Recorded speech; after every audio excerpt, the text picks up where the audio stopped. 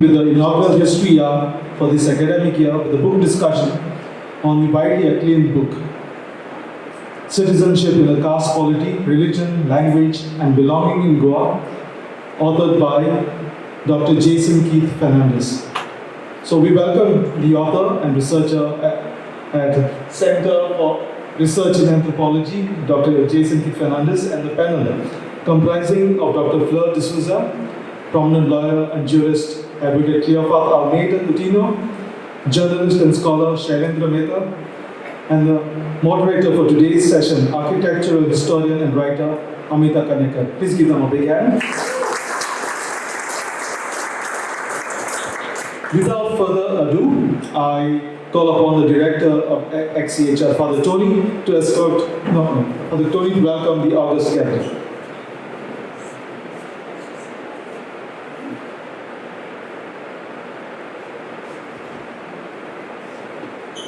Good evening to all of you and very welcome to the Xavier Center. Father Malcolm just welcomed you once, but it is my privilege and pleasure to do so again because for us always it is a great joy to have people come up here and share in our work, come up here and also share their work with us at the History Center. So this evening is one such example where Dr. Jason has published his book and was willing to present the book to an audience so that he could get a good discussion going.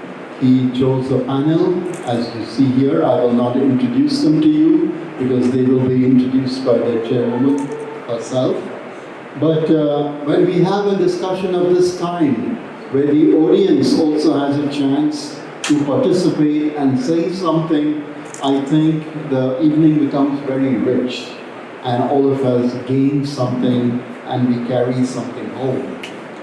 At the Xavier Center, as you know, we are a center for research. We have an excellent library that has focused for long years on Indo-Portuguese research. But in the course of time, we have also diverted into now much more the history of Goa, local history. We are trying to build that section up. And in more recent times also we are looking at Jesuit history. The institute is run by Jesuit, the Society of Jesus. And so we are also strengthening Jesuit history in Goa, which is almost as old as the society is itself, because it is from the time of Francis Xavier, so 1542 when he arrived.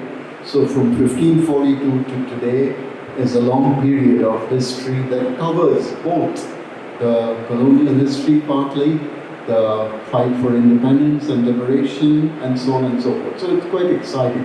So there is that aspect that we are also looking at. But we are also very happy when academics and other interested people come together like here this evening, because it gives us a chance to interact with one another. And you know, there are always fresh ideas running in the heads of academics particularly, but other people also who are interested in historical information and data. And so it's an opportunity to exchange a few ideas, to spur new thinking, sometimes even to collaborate on a book, on an article, or whatever you're working on, and you'd like to talk to somebody, you'd like to come to the center and spend some time in our library, you're always welcome to do so. With these few remarks, I wish you this evening a very pleasant evening. I don't want to take more time from the speakers. And do enjoy yourself, and do feel free to come again to Xavier Center. Thank you very much.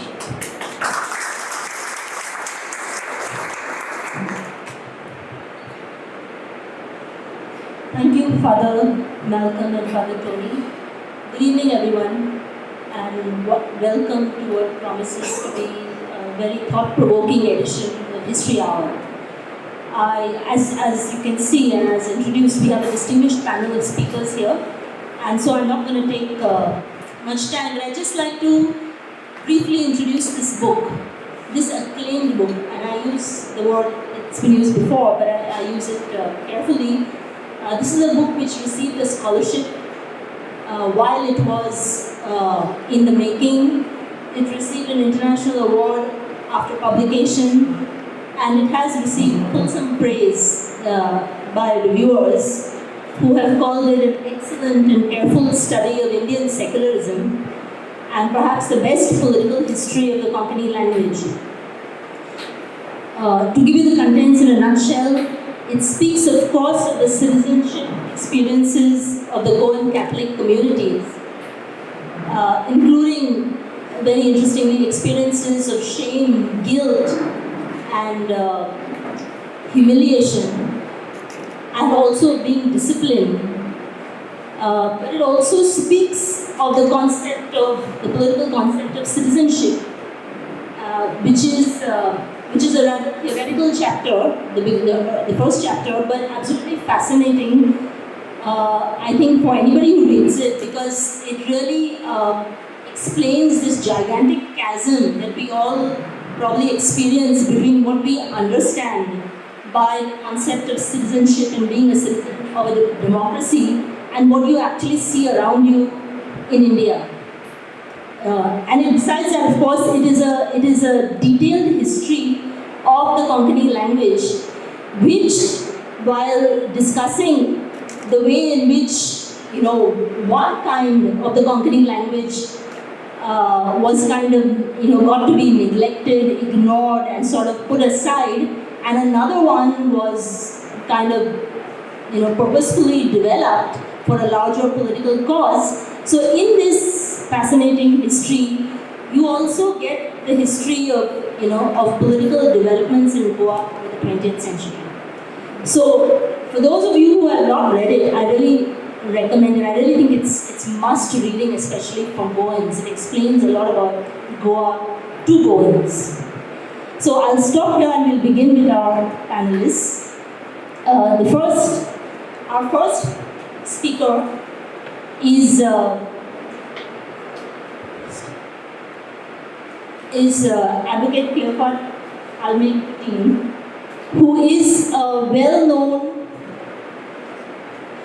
lawyer and jurist. A practicing advocate who taught constitutional laws at the Kare College of Law for over 3 decades.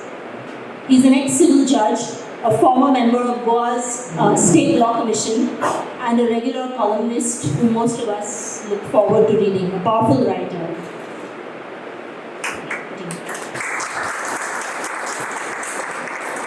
Thank you, Amita, for that introduction. Dignitaries, honorees, and members of this august audience. I must thank Jason for making me part of this history hour.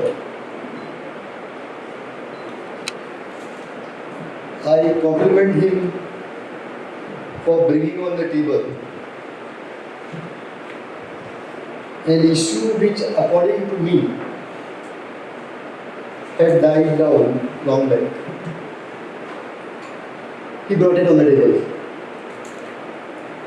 For the past few years, I have been discussing this issue with some friends of mine, and one of them happens to be one Jeremias Dias, not Jeremias Dias, the Jeremias Dias which Jason refers to in the book. Because Jason has spoken to him, and as Jason tells us that as a part of the Catholic society, he tried to go with the Saraswats in the larger goal of unity. For me, this topic had died because the Official Languages Act clearly said the language would be in the Nagari script. And there was no issue about it until the medium of instruction matter came up in 2006. The Official Languages Act is 1987, and the medium of instruction comes in 2006. And for a long period like this, there has been no discussion over this issue, according to me. Or rather, I missed the debate that had been going on, which Jason has brought out on the table. And when I was discussing with Jeremias Dias, even Jeremias Dias was not aware of what has been going on behind the scene. I was myself surprised when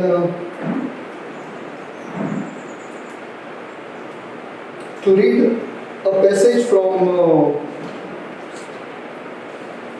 I have it with me here, where Ravindra Gedekar is supposed to have told a group of Devanagari activists that don't worry, Father Carlo Silva, Father Diego Coutinho, some 3-4 other leaders have agreed to it, and that's it. I just wanted to quote that.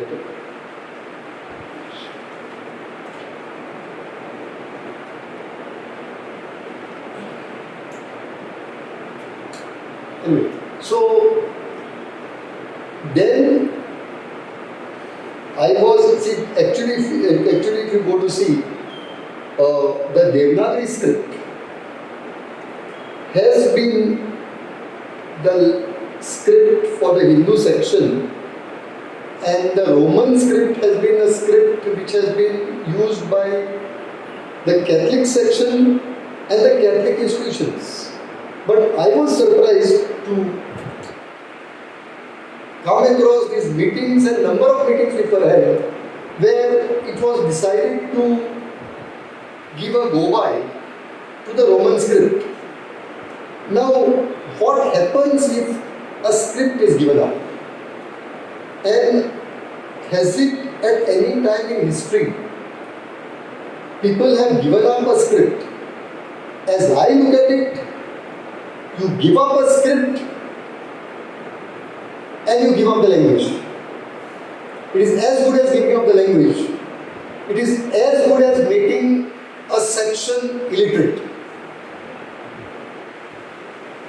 See, it is not that this issue has not been there. Even in the year 1946, when the constitution was being formulated and discussed, the language that was spoken in the constitution, or the language which Pandit Nehru and Mahatma Gandhi had agreed upon, the Congress party had agreed upon, was Hindustani. It would be both in Devanagari and Urdu. That was the language which they had gone ahead in the Constitutional Assembly. It is only after partition that Hindustani lost out. And now we know, particularly from the writings of Christopher King, that the Hindi movement of the 19th century has been an express Hindu nationalism movement, whose essence lay in denying of existing assimilation to the other section. And it has its bearing, or it has led to the Hindi nationalism in the 20th century.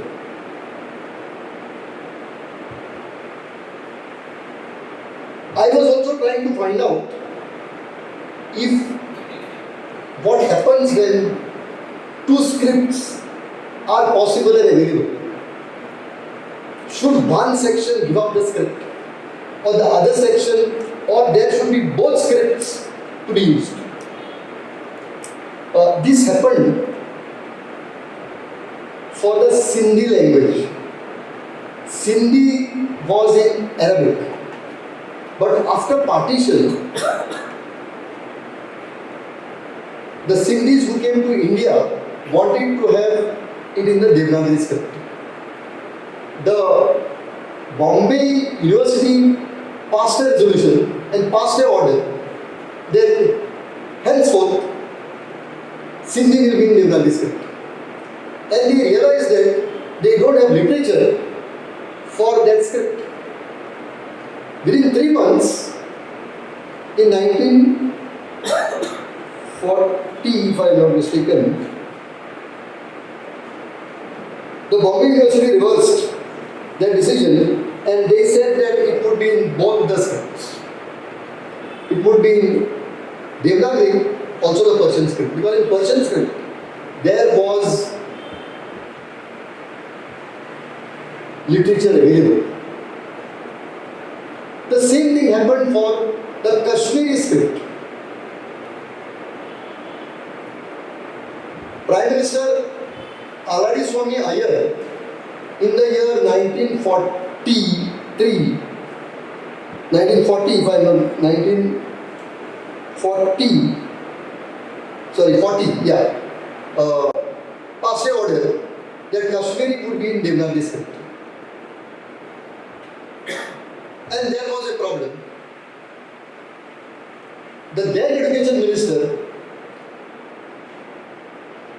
passed another order saying that Kashmiri, it would not be Kashmiri, it would be called simple Urdu. It would be taught in Devanagari and Urdu, both scripts.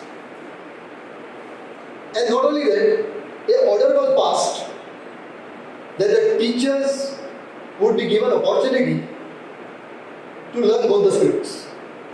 There would be freezing of further teachers and teachers would be taken in case they know both the scripts. Thereafter, somewhere in the year 1943, the Congress party also passed a similar resolution, and it was said that Urdu would be both in Devanagari and Urdu script. The official language would be Urdu. Now, something like that could have been worked out in Goa. But Jason has given the history behind it. But somehow, my feeling is that the Roman section or the people propagating the script at that time did not see the seriousness of the matter, while the Devanagari section went much ahead. And I look at it, them going much ahead because they were very well connected. See, some of the top languages of the country, we have something like 121 languages. Only 22 find place in the constitution. A very important language called Tulu, spoken in southwest Karnataka, some parts of Kerala,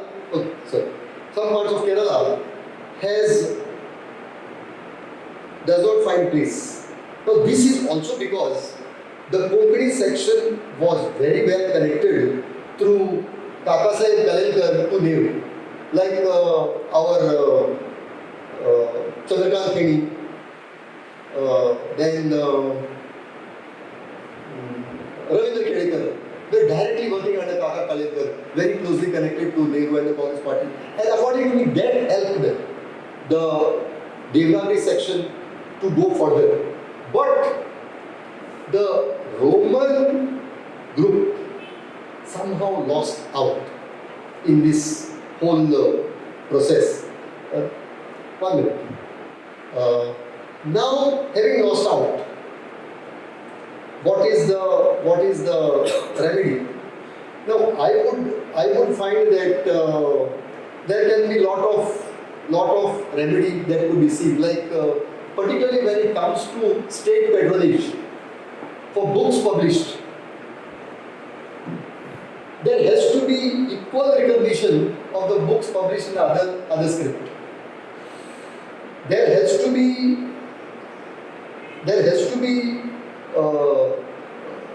government support for this script. Roman script, because it is a script that is spoken about by a section which is about 23% or 24%. One last point I would like to make a mention before I go. That is what happened during medium of instruction issue. That time, this issue came to the fore. And Jason has pointed out that also. See, it is at this time that the Catholic section, which was veering towards the English language in medium of instruction, were treated almost as traitors to the state of Goa, because they are trying to send their children to English medium schools. I do not know. Mahatma Gandhi got educated, did his law in England, went to South Africa, came back to India as a middle-aged person, and then wrote in Gujarati and English. Whether he would consider himself a traitor to the cause of Hindi or writing in English. B.R. Ambedkar himself wrote extensively in English. And further, I would say, this whole issue of one country, one language, one text can't be in our country where there is diversity. And the next I would say is the whole stress on Hindi as a national language also lost out in 1967 when the Official Languages Act was amended to say that English shall be the official language, associate official language until all the states agree not to have it. Thank you, Jason. You have brought the topic on the table. For me, it was good reading. It gave me a lot of insight into how it happened. I never realized how this came about. I had marked out actually the conversations which you have said that the meetings you have held, and you have named the leaders of the community which sort of gave up on the script. Thank you.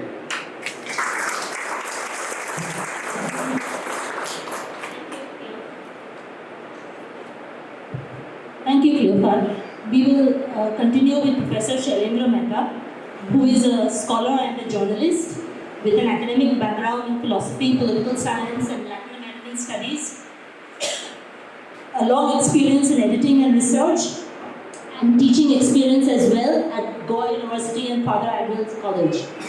An accomplished author and poet, he has received awards for his anthology of Konkani poems and has published numerous articles and research papers. Shailendra. Thank you so much. Thank you, Amita, for that nice introduction. Thank you, Jason, for giving me this opportunity, and thank you, Xavier's Historical Research Center, for organizing such a beautiful program. Being an activist in the language movement, my experiences, I would like to share some of my experiences too while I talk about this book. As Cleophas has already mentioned, this book is quite insightful.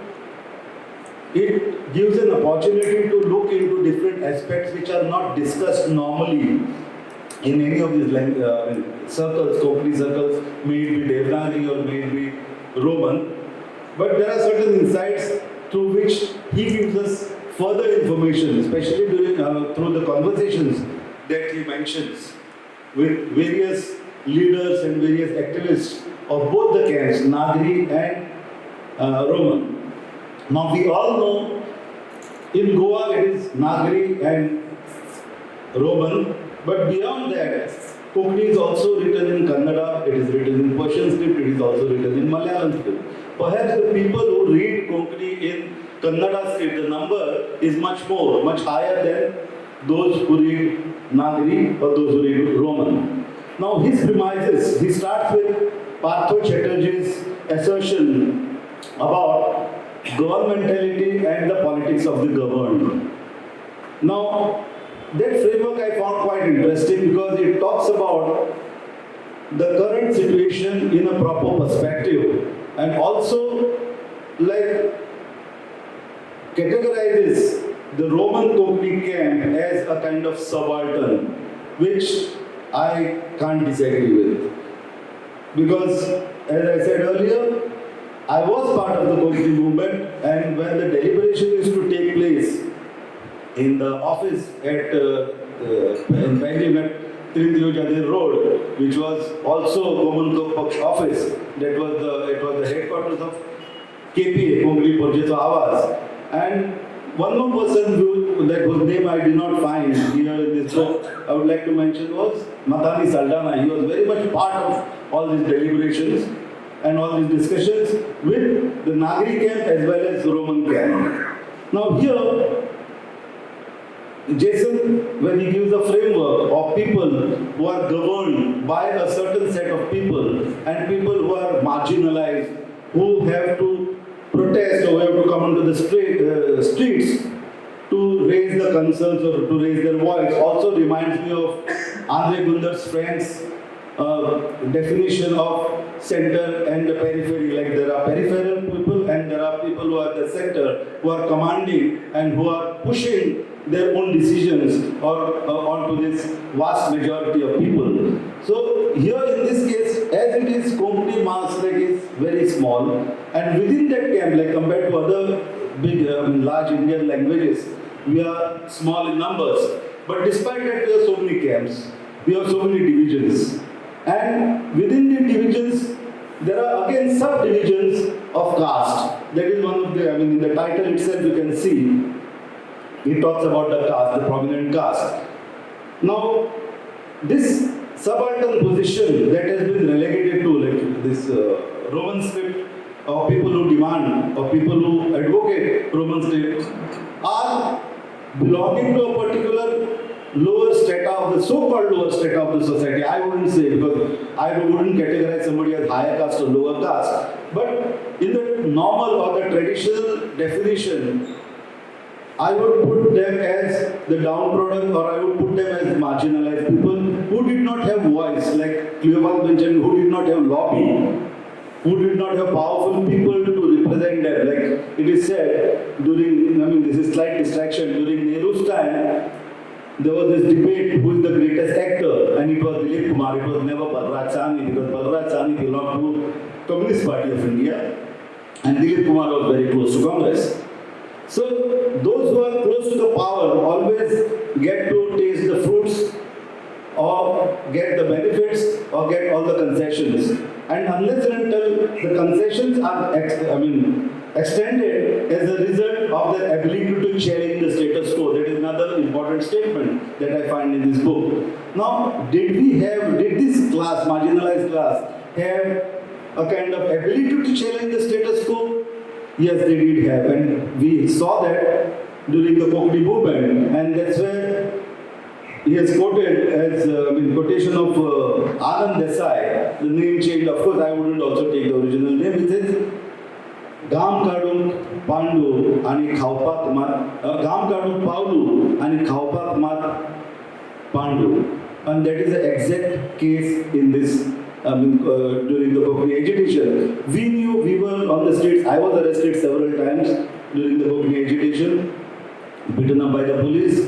And yes, the masses who were with us were from Sashti or from Bhardes, who had nothing to do with the literary Konkani, who had nothing to do with the books, who had nothing to do with pedagogy of Konkani, but they were simply Konkani lovers. They used to express themselves through tiyats, through kantara. Where are these people? And why these people are not part of the kind of benefits that the Konkani is getting today? That is a moot question, and that's the question this book addresses. Fine. Now, this subaltern case, the subaltern kind of status that has been relegated, these people have been pushed to, is also, I see, a kind of deliberate attempt of certain elites, the so-called elites from both the communities, Hindus as well as Catholics, who did not want to also identify with Konkani, because also we all know that Konkani was known as lingua griada, or the servant's language in during Portuguese time. So nobody wanted to identify really with it. Everybody wanted to be a westernized. Like, unlike Maharashtra you find somebody like Father Francis de Brito or Cecilia Carvalho, who writes in beautiful language, Marathi, and get awards. Father de Brito, in fact, was presided over Marathi Sahitya Sammelan couple of years ago. Now that kind of status we do not find here, that kind of situation we don't find here in Goa. That is because the masses always followed the classes. When the upper elite said yes, it was servant language, masses too at times felt shy to express themselves in Konkani, which is very much a fact. We had lots of friends in the college now too who feel no, we cannot speak in Konkani, and they feel it's a matter of pride to say that. Which I feel also is another cause why they have been pushed into the corner. Because unless and until you have now, one more thing, like nobody learns language for the pride of it or for the love of it. People see benefits.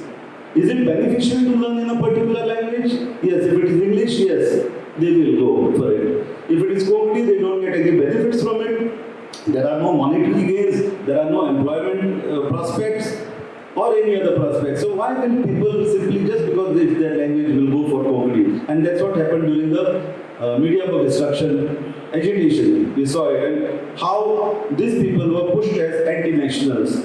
Now, when Konkani, Romi Konkani was getting developed in the churches, when Bible was kind of translated in Konkani and it was in Roman script, a lot of people identified with it, like it happened in Maharashtra. It was Reverend Tilak and Ranade who translated Bible in Marathi, and they could reach out to a wide section of people who in turn identified with Christianity. In Goa, a similar thing had happened, but somehow I would say this particular class missed the bus. That is also because of the weak leadership or the faulty leadership which aligned with the Hindu Saraswat or their counterparts, and they did not bother to see what could be the aspirations of this large section of population who communicate. Again, Roman is it's a written script.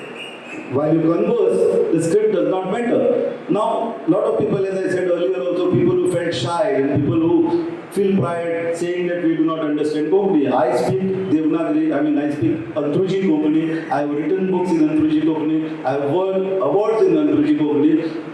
But I never found it a problem to converse or to have kind of communication and a dialogue with somebody from Sashti or somebody from Bhardesh or for that matter anybody from Goa.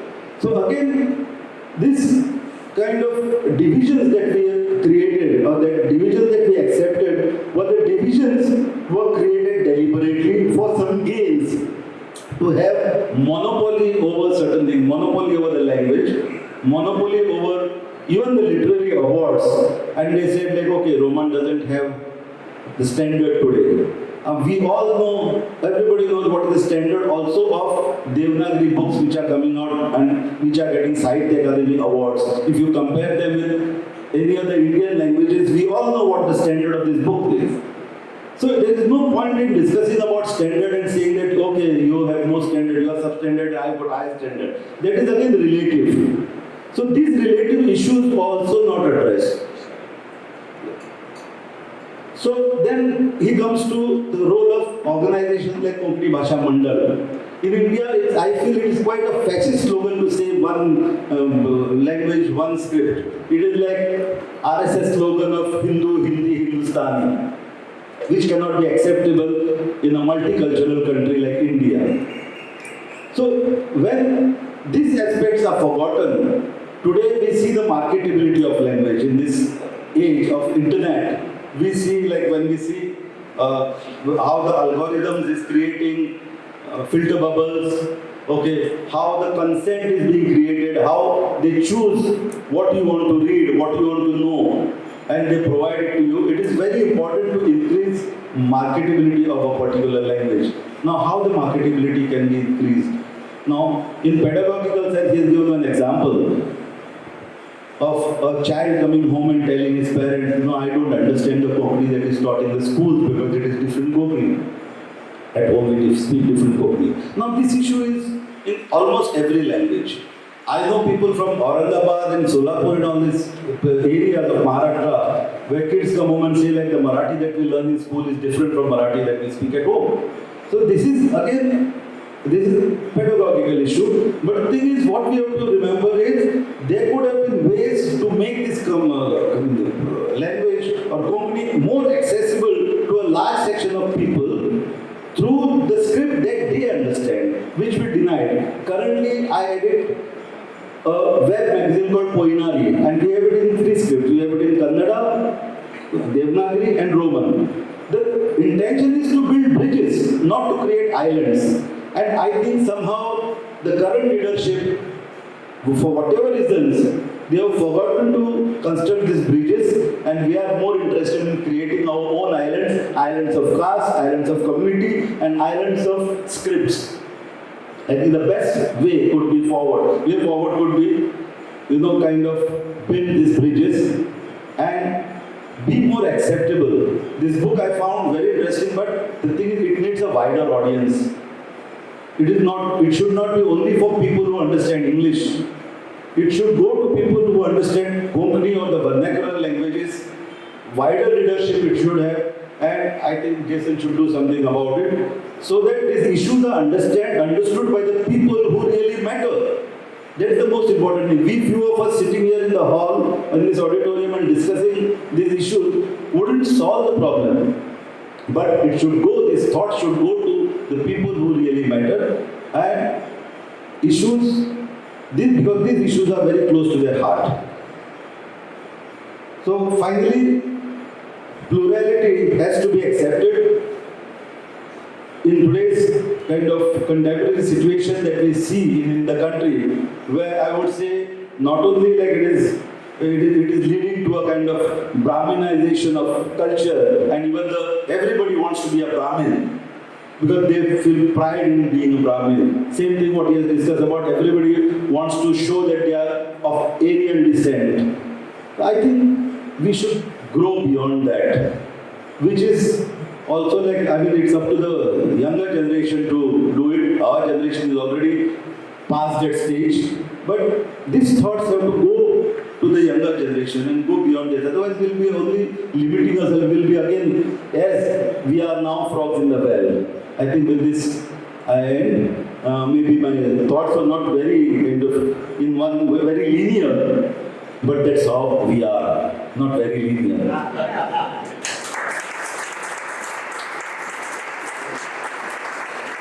Thank you very much, Shailendra. And our next and last panelist, surely not the least, is Dr. Fleur D'Souza, a historian specializing in maritime, community, urban, colonial and church history. She holds a PhD from the University of Bombay and has made noteworthy contributions to heritage projects and the heritage cell of the Archdiocese of Mumbai. Her published papers include research papers, a monograph on the maritime history of Thane, a children's book on Bombay, and the editing of a book on the Church of St. John the Baptist in Thane. Fleur. Thanks, Amita. At the outset, is this working? Yeah. At the outset, I would say thank you, Jason. Thank you, Father Malcolm and Father Anthony for bringing me back to Xavier Center, where I spent many, many happy hours here in Nagari a few years ago. And Amita for this nice work. I have just 4 points, and I would really like this to be a discussion. So I'm throwing the first point out to Jason himself. And that is, when I first started reading the book, I was wondering if Jason had perhaps made a mistake by conflating the issues of citizenship and identity. So I brought it to him, and I think he's the best person to answer it. I got my answer by the time I reached the end of the book.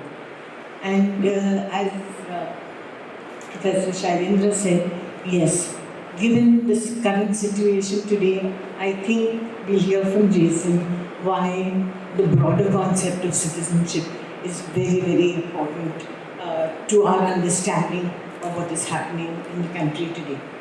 That's the first thing. Taking a macro view of history and geography of the continent, of the subcontinent that we inhabit, or the micro view of the state of Goa, we have to conclude that macro or micro, this is a very complex social reality. And that is what I found in the book. It's not an easy read. So there are many strands that Jason, Dr. Fernandes, has brought together, which I'm sure anybody who buys the book and reads it at leisure will find interesting. Let's see what all there is. There's nationalism, there's citizenship, there's caste, there's language, there's dialect, there's script, there's cultural forms, religion, identity, social mobility, and maybe even other strands that he has woven together. So it's not a very easy read, but it's there for all of you to uncover. And language is a very powerful tool of social identity. The nationalism of the 19th century Europe was based on language. But we had to give up that idea of nationalism because there was no way that this country could come together on the basis of language. There was no way. So we had to ignore the European mold of nationalism and seek some other form of national identity. If India was made by history, the language issue came into the fore with the decision to have the linguistic states. Now, even in that decision, if you read history, comes with a lot of swings. Right in 1917, the Congress accepted that the British provinces, the main provinces that included people of different language and cultural identities, had to be now formulated into linguistic states or linguistic provinces. They decided that in 1917. But when partition took place, the trauma of partition, there was so much of communal strife, many of the leaders had a rethink. They said maybe the country isn't ready yet for that language division. But it happened, not without any pain, not without any trauma. And the book talks about one of the latest movements to include language, as so beautifully brought out by my two fellow panelists and everybody else who's more knowledgeable on the subject. But it's very important to understand that when these provinces, at one time Bombay province included Sindh, which is now in Pakistan, and a lot of parts of Karnataka, parts of Hyderabad, and many other. So these provinces were huge, and yet the decision was taken to use language as a unifying feature.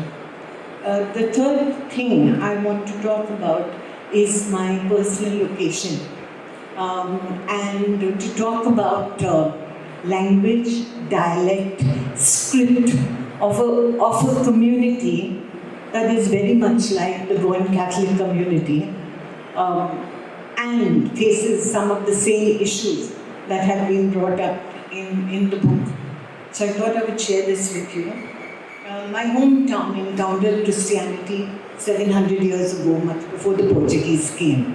There were Christians living there, and 4 Franciscans who were visiting were martyred there. So people knew about Christianity long before the Portuguese came. So there was, there was a presence.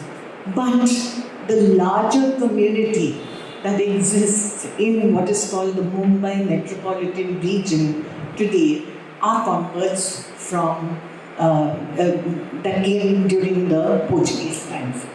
Now,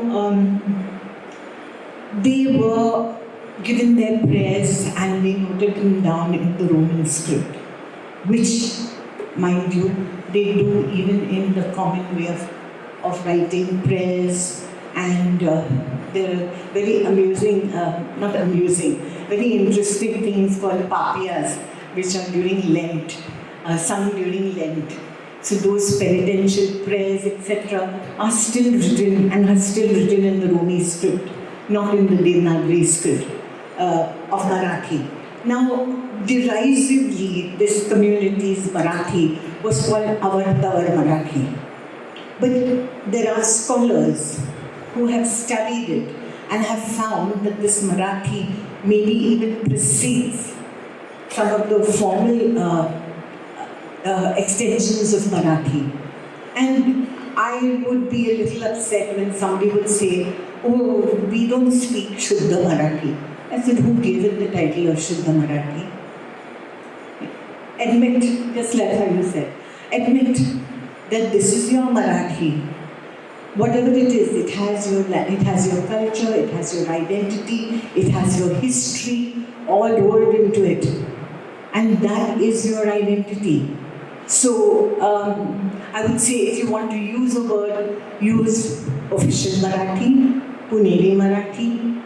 Make a distinction between the locally spoken Marathi among the community, the Roman Catholic community of the Bombay metropolitan region. And in recent years, there has been a real resurgence of now speaking, writing, having plays, songs, etc., of this particular language as a resurgence, as a marker of cultural identity. I don't think it will go any further into becoming anything official, but at least as a marker of cultural identity for the community, that's the way it is. In conclusion, I would just like to say that for someone who was not familiar with the post-integration history of Goa, this book for me was a real eye-opener. It was enjoyable, it was tough. It was tough because I had to go back and forth sometimes, go to the, read up something on the internet just to link things that many of you would perhaps take for granted. The author is honest about his limitations, and that's what I found refreshing. He admits that he was raised in an English-speaking environment, and therefore, getting into this field of research was not easy, and I appreciate you for admitting that, because that's something that we all face. And this question of being raised in an English-speaking environment, and when you go out into the field, then it makes things very complicated. The framework of caste, however distasteful it might seem to me, I wear rose-colored spectacles. I say, oh, we are in an urban environment. We don't believe in caste. We are Christians. We don't believe in caste.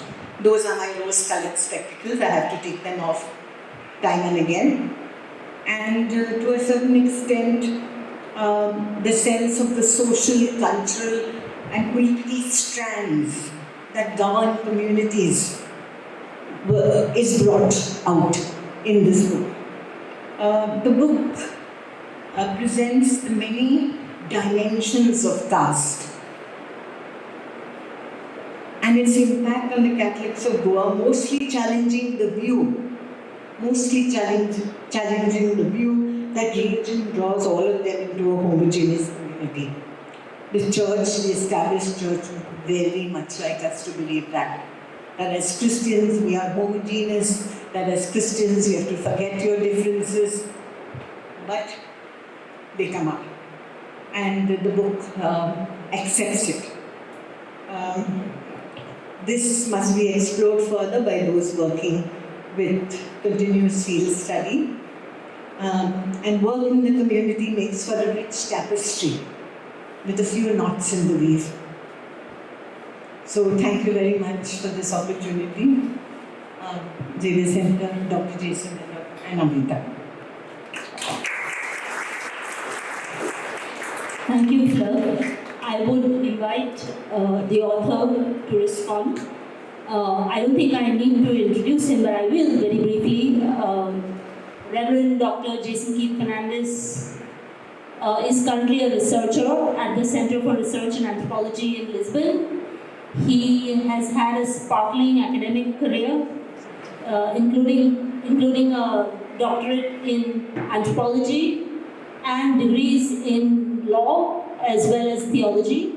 And he has been a public intellectual, very well known, widely read in Goa and outside Goa for a very long time, contributing essays and op-eds in a wide variety of journals and newspapers, besides, of course, writing very many research papers on a number of areas of popular interest as well as academic. Jason. Thank you, Amita.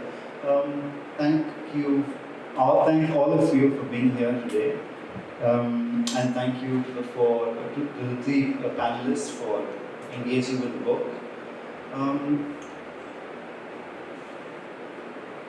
I should also begin. I'm not going to thank the Xavier Center for hosting this event today.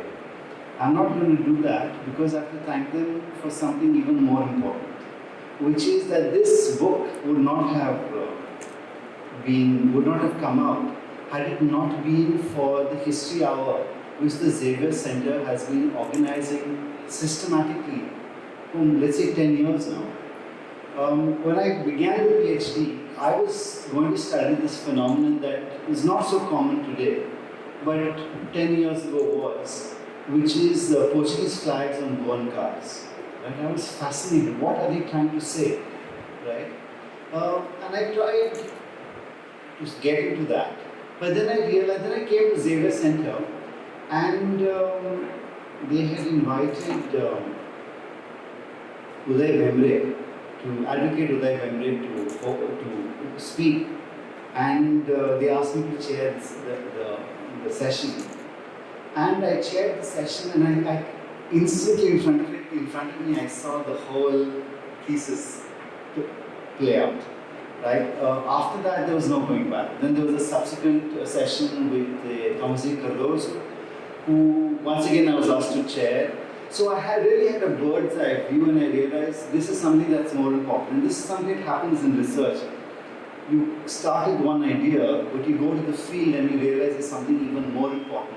And I don't think that I could have written the initial work without having done this base work. So for the huge contribution that the Xavier Center has made to go in public sphere, I thank them most sincerely. Of course, I also thank them for allowing this discussion today, but the thanks need to go for their longer work. I also owe a great debt of gratitude to the activists for the Romi script. Not many of them, I think almost none of them are here today, which is a shame, but they don't need to be here. Without them speaking, without them opening up to me, this book would not have come out. So I am really very grateful to them and thank them most sincerely. And finally, two thanks. One to Rochelle Pinto for her great work on, it's called Between Empires. Before you buy my book, which I urge you to do, you should buy Rochelle's book and read it, Between Empires. And it explains quite clearly why we have this crazy idea, the crazy ideas that we have in Goa. The reason why there is a statue of Parashuram that is going to be installed somewhere in Goa in some time. Pardon me, wonderful, alhamdulillah. Why we have it, and we keep repeating this nonsense. It's a myth, but it's become history, right? Rochelle's book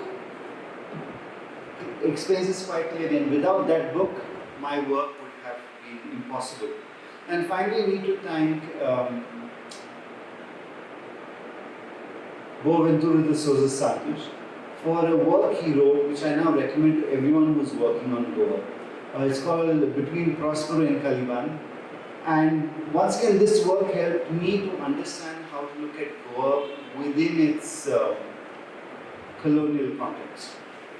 Right. So having done that, I can now move on to some of the issues that moved up.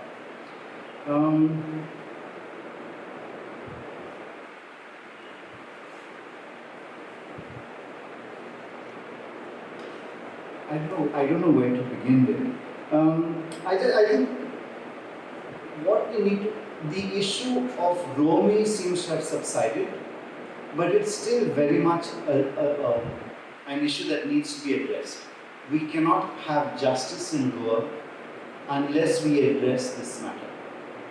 Another thing I really wanted to point out is Konkani is not your friend, right? So many Goan Catholics think that, oh, Konkani uloi, Anikite fuloi. It is the coffin, it is a nail in your coffin. And it's a tragedy that people are still holding on to this idea that Konkani is going to get them somewhere, Konkani is going to safeguard your interests. Konkani, I can assure you, is going to do nothing of the sort, because the parameters of Konkani have been set quite firmly within a Hindu nationalist framework, and this is to everyone's detriment. Not to forget the Catholics, even the Saraswats better start running for the hills, because the real danger in Goa today is not the fight between the Saraswats and Catholic elites. The real danger is in the kind of violence that you are seeing in Kalangu, the violence that no one is going to be able to control. The violence that is going to start first with Shivaji. And there's only an excuse. Poor Shivaji Maharaj has been weaponized by people who actually don't really care much about his history. Then they're going to start coming for public property. They're going to come for property. Then they're going to come for your women. Then they're going to come and your homes. So this is the real danger in Goa today. So in that sense, the book is already become history. And this is, it's sad to say. One of the things that I need to absolutely say is, and it pains me to say this, precisely because of this, is that what is tragic is to see the way in which the Catholic clergy bullies the Catholic laity into using Konkani. The Catholic laity spoke quite clearly that they have a preference for English, and yet today you have Catholic clergy who will insist that you will have your liturgy in Konkani and nothing else, right? There is one case which made me tremble and cry, where the father is dead, worked in the Gulf, and comes to work to live out the rest of his life. Children are now quite spread out and they come for the funeral. They have never engaged with Konkani seriously. They request for the funeral mass a liturgy through which they can mourn effectively and mourn with Christ. And the parish priest says, no, it can't be in Konkani. It can't be in English, it has to be in Konkani. Because it's a public liturgy, the liturgy belongs to the community, blah, blah, blah, blah. So you have deprived people of mourning their own father. And there's a huge amount of clericalism that operates in Goa under the guise of Konkani. You know, after the Vatican Council, the fight was against clericalism. We pulled down the entire Tridentine edifice on the argument that it was clericalist. But this is the wonder of clericalism, is that it can sprout up even among the righteous or the self-righteous. And this is exactly what is happening today. And this is really not to pull down the Catholic Church, perhaps I'm axing my own feet, but the idea is, who are we serving? Are we serving Christ? Are we serving Konkani? And I suspect that actually among so many members of I was having a conversation with a priest that day. He says, if the church abandons Konkani, Konkani will die, let it die. Clearly then there are segments that are not interested in Konkani. Why do you force them? Yeah? Because, and if as, who was it who said? Cleophas said that this kind of movement was there, the marginalized, through the Konkani language movement, were challenging the state power. And they would have won had it not been for the leadership that was compromised intellectually, right? The leadership who believed that salvation lies in embracing a Brahmanical culture rather than asserting the fact that we are bastards, we are cultural bastards, right? They collapse because of the leadership. And also because of the deep shame that pervades, that has systematically been indoctrinated through the schools. It really amuses me very often. We say Catholic education, but there's nothing Catholic about the education we afford, because this is essentially state education which is systematically telling you to be ashamed of yourself and ashamed of the fact that you're not Hindu. And forget Hindu, ashamed of the fact that you're not upper caste. Forget upper caste, that you're not Brahmin, right? This shame we have to deal with. When I came to Goa and was told that you need to learn Konkani if you want to serve in Goa, and I started preaching after a point of time. And the Konkani that I preach in is not the Konkani that the missal is written in, or the Konkani that the gospel is written in, which is effectively a Brahminized Konkani. It's a Konkani that instead of using ridiculous words like Yadnik, Ani, Vedi, Ani Snan, we use words like Padri, Altar, Baptism, Resurreção, Ascensão, which everyone understands. And you have people laugh at me and say, "Hey, brother, Portuguese hoega." What not realizing that there is an organic link that you have forgotten between Portuguese and Konkani. Konkani doesn't have Sanskritic roots alone. Yeah, Konkani has Portuguese roots. And if you forget that, you dig yourself into the pit that we are collectively in now.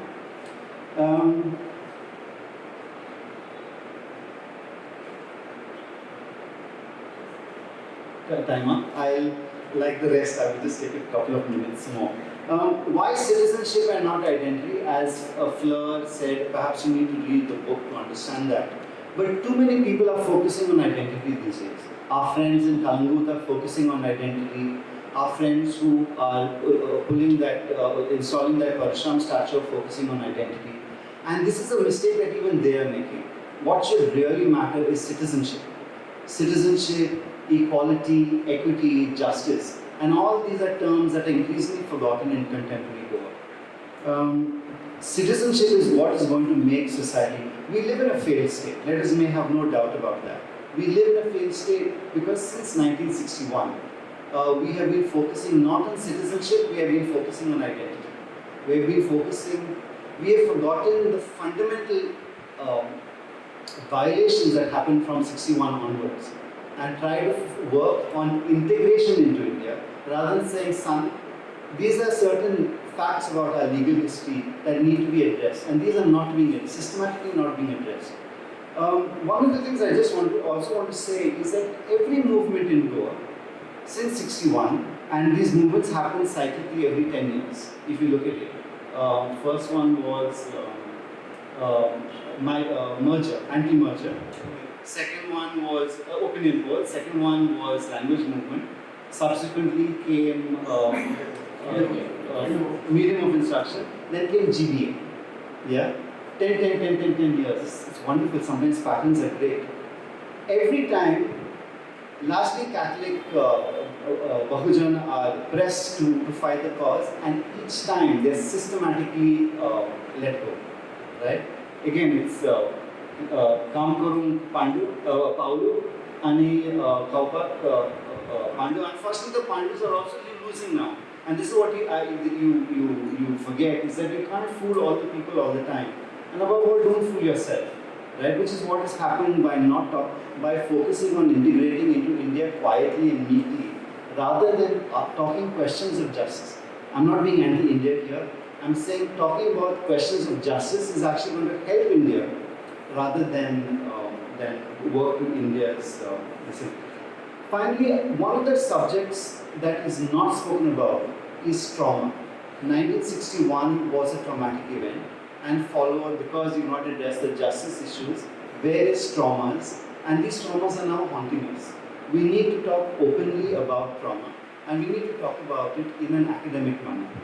For those young academicians here, I would urge you to resist the Goan tendency to publish locally. You publish locally and there is no distinction between your work and the work of the mamas who are talking about my grandmother said this, grandfather said this, and passing it off as history. Most work on Goa is not scholarly work. It is not scholarly work because it is not coming in academic presses. Academic presses require you to have at least 2 peer reviews, right? And if it doesn't pass peer review, they won't publish it. So the fact that this book, and this is kind of beating my own drum, is appeared in an academic press, can be accepted internationally, is already a statement about the quality of the work, and this very interesting scholarly work coming out, it just will not get recognized. Foreign academicians condescend to us, and it breaks my heart. They condescend to us because we're not following these international rules. I think I've spoken well enough. Thank you all once again for your patience, and I hope you enjoyed the book.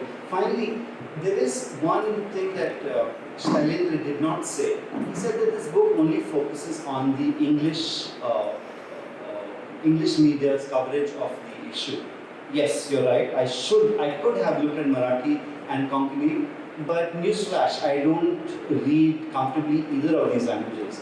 But this is not a negative. This is a positive because the foundation has been laid.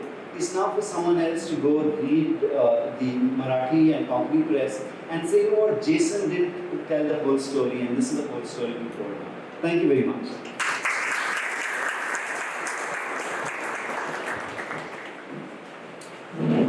Thank you, Jason. We have very little time left, but I think we can take a question or maybe 2.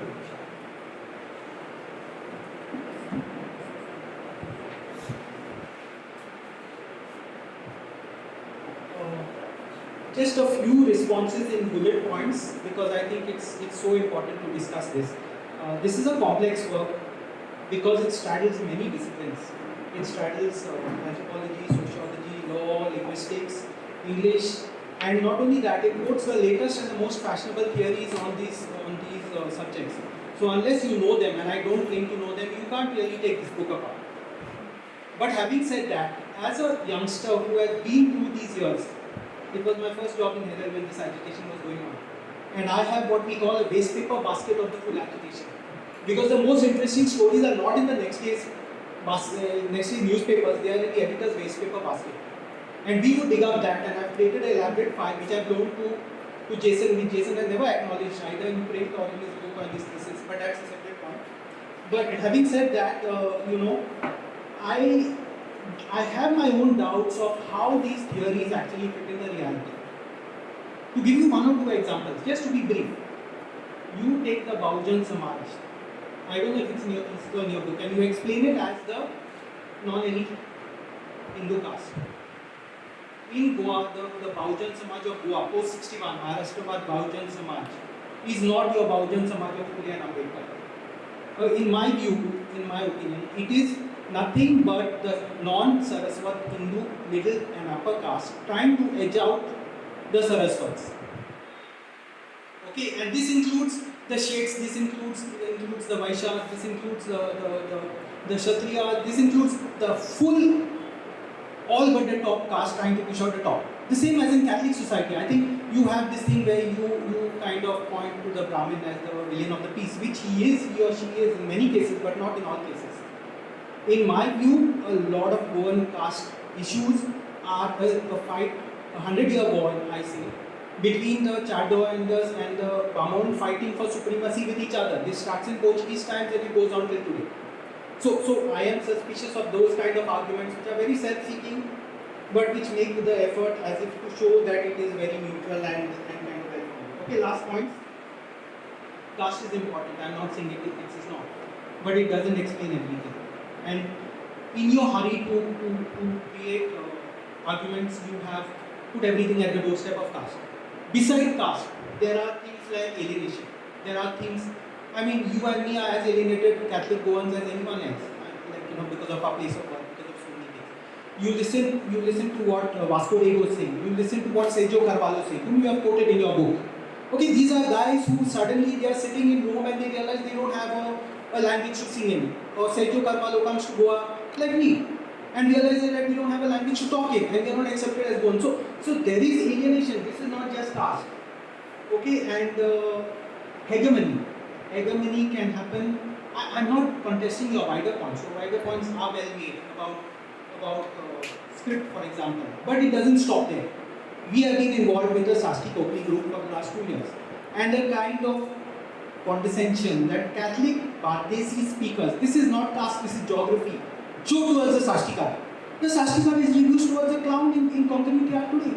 A role which they have accepted very willingly and done very good at it, but that's a different point altogether. And my last point is this full ethics of not using people's names to protect the identity of people. Now, if you go, there is a very strong ethics about quoting people. I know you look down on research in Goa and you look down on universities in Goa, but the universities in Goa have been much more thorough than you have in quoting people. So you would take a name and mangle it and put it as someone else's name there. It becomes so Father Mozinho becomes Evangelino or something like that. So it becomes very embarrassing for them because they can't even respond to the arguments. They can't say, I didn't say this.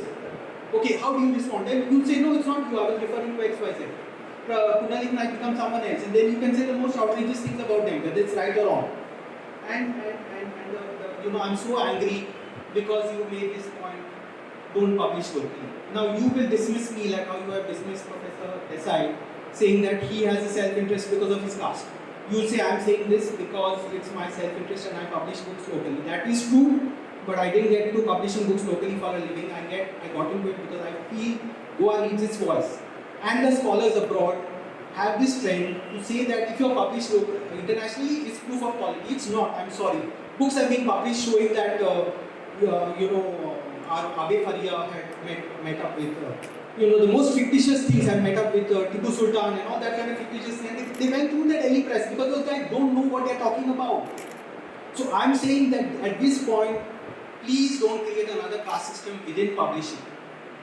Okay, that of books published nationally and that of books published locally. I'm not saying this out of self-service. I have nothing in the field. I'm losing more than I'm gaining from it, but I will keep on doing it because it's important to give Goa a voice.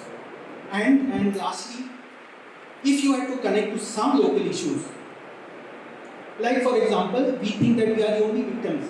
Cleophas gave us a good insight into the language discourse all over India.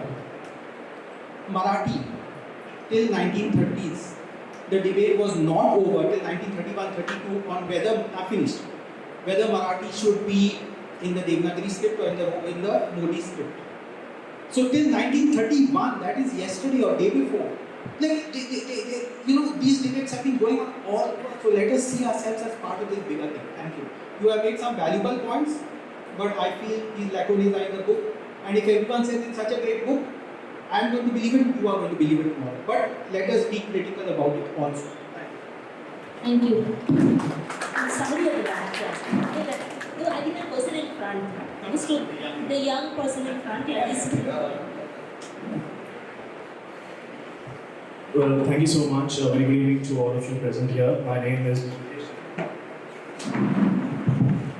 Xavier, and I'm actually a student of mathematics and physics, and this may come as a surprise to a lot of you because what on earth is a student of mathematics and physics doing here for such a discussion on such a pertinent issue? But this issue has really fascinated and intrigued me for a very long time. I have two quick questions, so it won't take a lot of time. I found the point raised by Professor Shailendra very interesting, and he spoke about the utility of any language having a direct bearing on its marketability.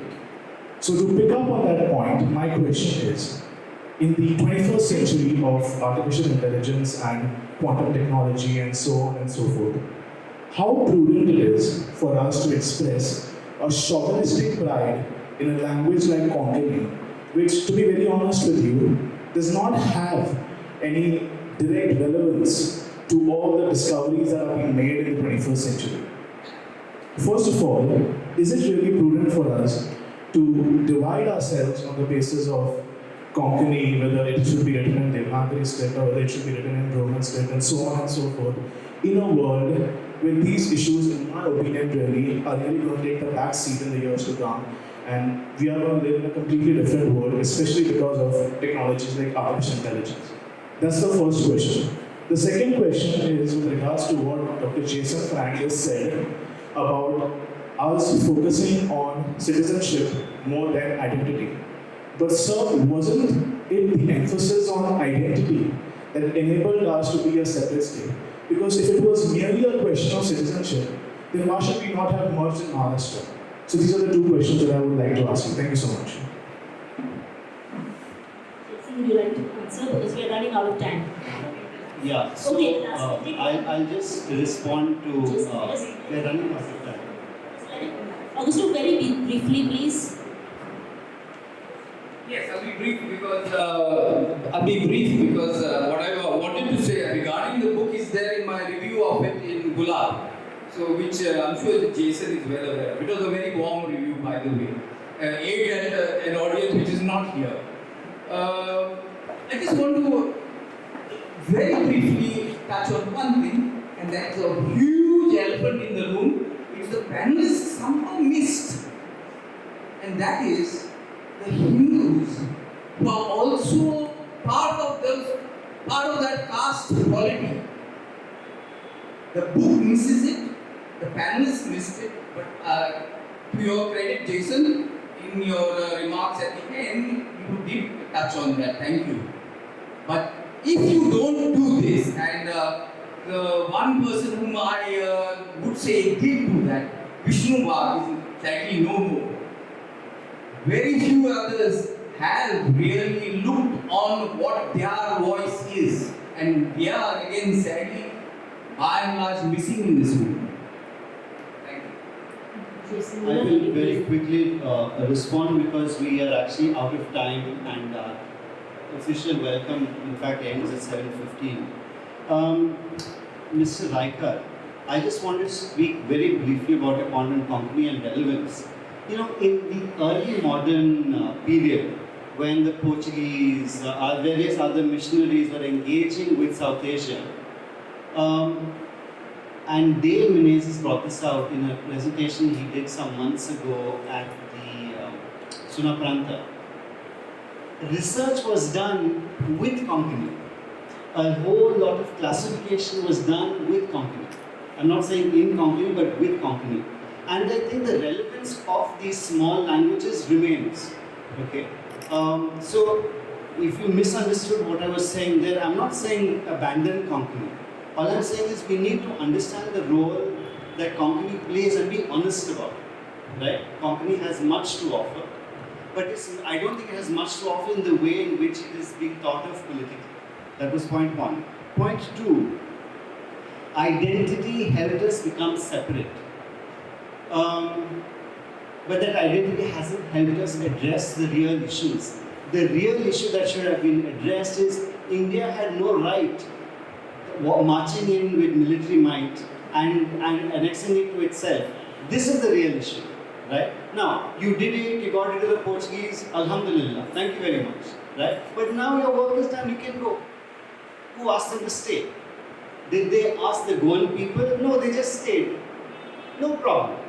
But are you addressing the justice issues? See, systematically the justice issues, that is the citizenship issues, are being denied. So we've been running around trees all these years talking about whether it is Marathi or Konkani when both are Goan languages, right? We've been fighting caste battles when everyone needs to be given some kind of right. So I'm saying identity has not helped us at all. The real issue that needs to be addressed is that of justice. The justice that started in the injustice that started in 1961. For example, Goans are not taking Portuguese citizenship. They were already Portuguese citizens when the Indians marched in. So today, and then India does this huge violence, which is to say, you have to either be Portuguese or you have to be Indian. You are coming into my house and telling me how to run my house. This is a crime against international human rights actually, right? So this is the justice question we should ask. How can you prevent me from asserting a citizenship that I've had from the mid-1800s? This is what we should. And then finally, also, see, you know what? I agree. There is no focus on the Hindu Bahujan, and it was deliberate. I was not interested in this book on focusing on the Hindu Bahujan, because everyone and their uncle is speaking about the Hindu, right? At least in the Indian scholarship that I'm actually speaking to. And hence, I wanted to focus specifically and entirely and wholly on the Catholic and the various kinds of Catholics that get lost out in these international and national debates. Right? On second, the reason why people are now saying nice things about the book is because they begin to realize, oh, this is so much of complexity about within Goa and among Catholics, and this is something we can learn. Right? So hence, see, you can't, and this somehow goes to Frederick's argument as well, is that a book, a scholarly book, is, you can't write Goan history from prehistoric times to the present age as some people do, right? And get it published also. This is not history, this is a babble. You focus on something narrow and you talk about it. And you deliberately exclude things, otherwise you go crazy, right? I almost got there, not quite. So hence the various occlusions and the absences in my book. But thank you very much. I think I'll allow Professor Mehta to just speak. Yeah, in fact, the issue that you raised, both of you, again, he has already answered. Like, you come into my house and you ask me, like, you impose yourself on me, and then you ask a question about my nationality, my loyalty to the, like, this we have seen it from the Goa conquest in 1961. So, like, leaving that part aside, important point that I wanted to make here was about the Nagari and Romi kind of debate when it's going on. There are certain things that we have deliberately pushed under the carpet, and that is again the deliberation, the discussions or the promises that were given to people who came onto the streets and fought for Konkani. That okay, your question of script would be addressed later on. Let's fight this bigger battle first. That question was never addressed, in my opinion.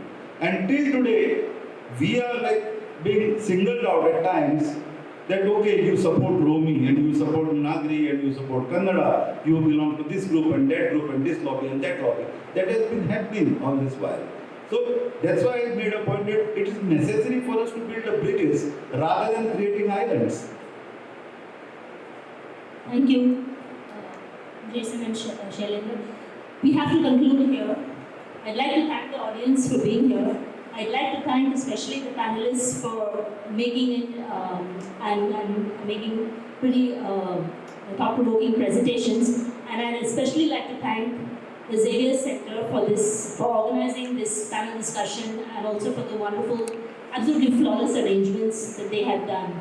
Thank you, Father Tony, Father Malcolm, and others. Thank you.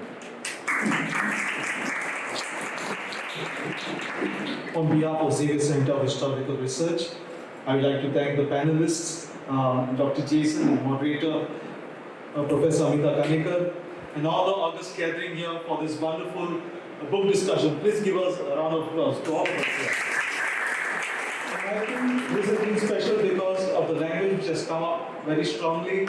I think it's best to read this book, and the book is available, so you can buy after we say a big thank you. And I would like to thank the XCHR staff for arranging this, Scholastic Joswalt, Joswalt for the videography and photography, and for the Alekar and Sons for their sound. So thank you, God bless, and have a good night.